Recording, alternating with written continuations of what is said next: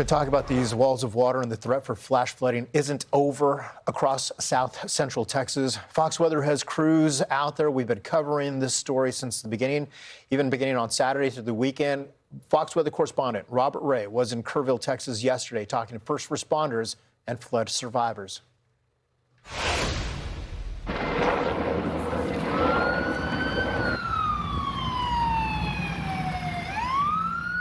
I'm out in Kerrville on an active search and rescue following officials through this area on the river's edge.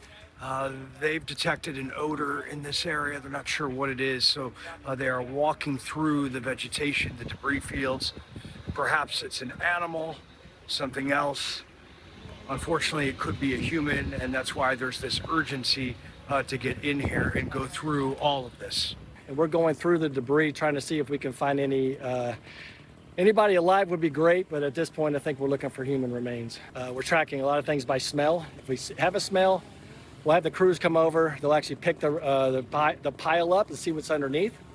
But so far, everything we found so far has been deer and dead fish. First responders have determined that that odor was from a dead deer in a pile of debris, but they're continuing to move across the riverfront. As one man told me out here, look, we need to find the missing, and it needs to happen ASAP.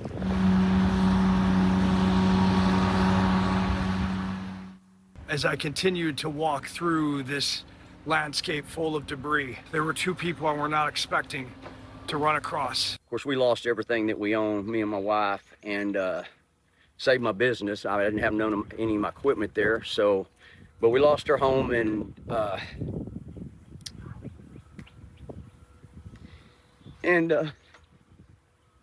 it was just the little children that was floating away. It's what got me. I didn't care about my home or my possessions. I really didn't care about me. It was just those children that were always watching in RVs running. Lights were still on because it was powered by the batteries, but it already pulled the cord out, and had other friends down there that I knew on the island. They got washed away. My buddy tried to get down there and save some and throw some kids to him, and the man wouldn't throw them, and that family of 5 win. And like I said, it wasn't the possessions and losses, just all those screaming kids we had to listen to that we couldn't get to and couldn't save them. And water rose, 28 foot in 45 minutes, and not much you can do. But we're all here, and we're gonna find what we can find, and to give some of these families closure, you know, and that's all we can do.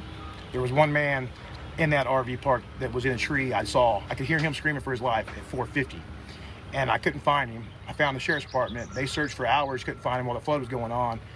Several hours later, I came back down, and they were still searching for him, and I helped finally find him in the tree, and he was rescued out of the tree with a helicopter.